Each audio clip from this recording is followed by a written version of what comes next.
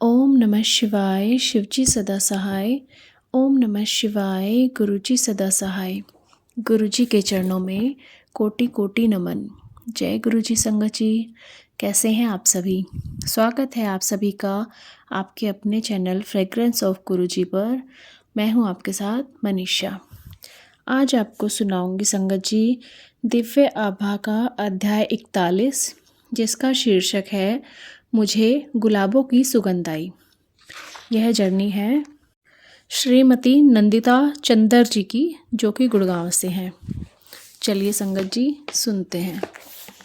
अपने परिवार के एक घनिष्ठ मित्र के माध्यम से मैं गुरुजी से 2004 में मिली। पहली बार मंदिर जाते हुए मुझे पता नहीं था कि वहाँ पर क्या होगा। एक हॉल में बहुत से भक्त बैठे हुए थे। गुरुजी के बहुत बड़े बड़े चित्र थे और गुरुजी स्वयं एक आसन पर विराजमान थे। मैंने भी जाकर गुरुजी के चरण स्पर्श किए और फिर एक दीवार के साथ जाकर बैठ गई। हर बार जब मैं गुरुजी को देखती थी मुझे लगता था कि उनकी दृष्टि मुझ पर ही केंद्रित है। मैं अपने नेत्र बंद कर सुंदर भजनों के रस में डूब गई। एक दो बार मैंने अपनी आंखें खोलने का प्रयास किया पर नहीं कर पाई। अचानक कुछ अनूठा हुआ। मुझे गुलाबों के फूलों की तीव्र सुगंध आई। यह अर्क या अगरबत्ती से नहीं थी, क्योंकि वहाँ पर वह वस्तुएं नहीं थी। यह तो ताज़े गुलाबों की अति मनमोहक सुगंध थी, जो सब ओर से लहरों की भांति आ रही थी और मैं उसमें डूब रही थी। मैंने अपनी आंखें खोली और देखा कि गुलाब तो कहीं नहीं थे, केवल कुछ कृत्रिम पुष्प रखे हुए थे। मैंने गुरुजी की ओर देखा तो वह मुझे देख रहे थे। वह बोले, हुण दस प्रैक्टिकल आए केसी। और मैं उसका विश्लेषण नहीं कर पाई। भला मैं उनसे कैसे प्रश्न करती। मुझे गुरुजी के पास इसलिए लाया गया था क्योंकि चिकित्सकों ने मेरे मस्तिष्क में गुलमे का निदान किया था। वह मेरी दृष्टि की नस के ऊपर था और अधिक बढ़ने पर मैं दृष्टिहीन हो सकती थी। मुझे अति तीव्र औषधियाँ दी जा रही थी, प्रतिदिन 3 ब्रोमोक्रोपितन। इसके कारण मैं अत्यंत व्याकुल रहती थी। कार्यरत होते हुए मैं अपना कार्य ठीक से नहीं कर पाती थी। मैं गुरुजी के पास जाकर शांति से बैठकर प्रार्थना करती थी। मैं आशा करती थी कि शल्य क्रिया करवाकर गुलमे को निकलवा दूं और औषधियाँ बंद कर दूं। गुरुजी ने मेरी विनती सुन ली।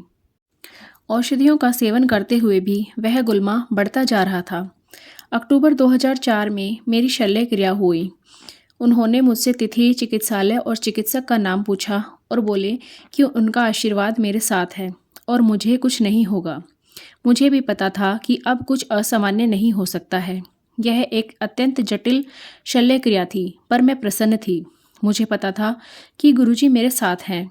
मेरा स्वास्थ्य लाभ अनुमान से कहीं अधिक तीव्र गति से हुआ और कीमोथेरेपी, जो सामान्यतः 2 मास के उपरांत शुरू करनी थी, 3 सप्ताह के बाद ही आरंभ कर दी गई। किसी को विश्वास नहीं हो रहा था। चिकित्सालय से बाहर आते ही मैं गुरुजी को धन्यवाद करने लगी। धन्यवाद करने गई तो उन्होंने मुझे नए जीवन पर बधाई दी।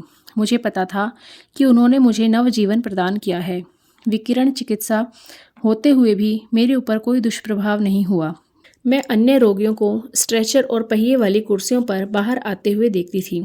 इसके विपरीत उन दिनों प्रातः मैं अपने कार्यालय का काम करने के बाद चिकित्सालय जाती थी और उसके उपरांत बाजार में घूमती थी। मैं सामान्य जीवन व्यतीत कर रही थी। सब गुरुजी की कृपा का फल था। जिन दिनों मैं अपोलो चिकित्सालय में अपनी विकिरण चिकित्सा के लिए जा रही थी, गुरुजी ने अनेक अन्य रोगियों पर भी अपनी दया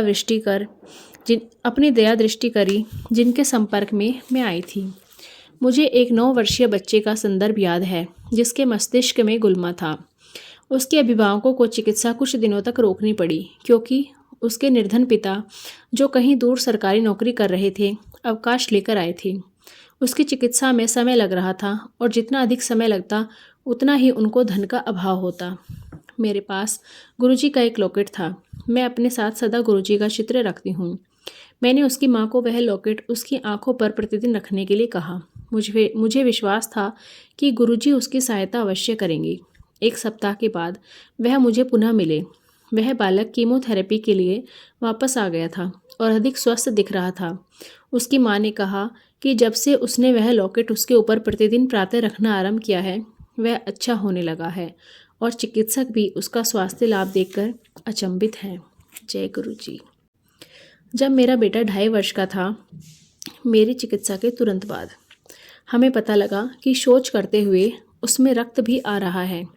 परीक्षण करवाए गए। उसके बाद हमें बताया गया कि उसके मलाशय की शल्य क्रिया होगी, जिसमें 45 मिनट से 1 घंटे तक का समय लगेगा।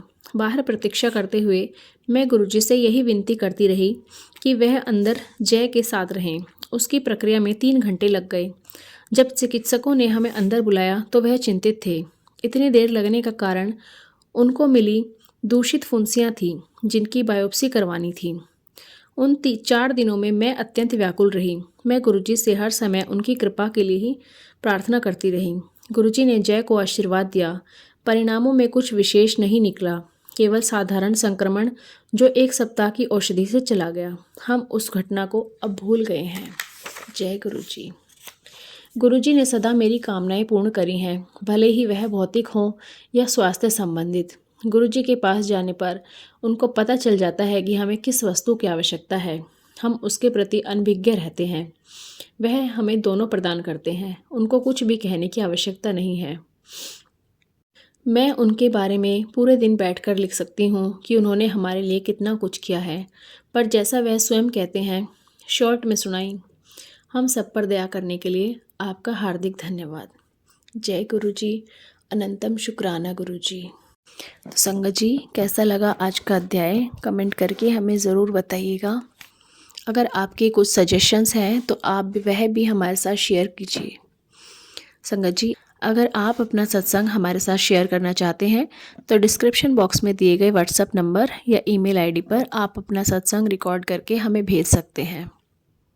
चलिए संगत जी, मंत्र जाप करते हैं। ओम नमः शिवाय, शिवजी सदा सहाय। ओम नमः शिवाय, गुरुजी सदा सहाय।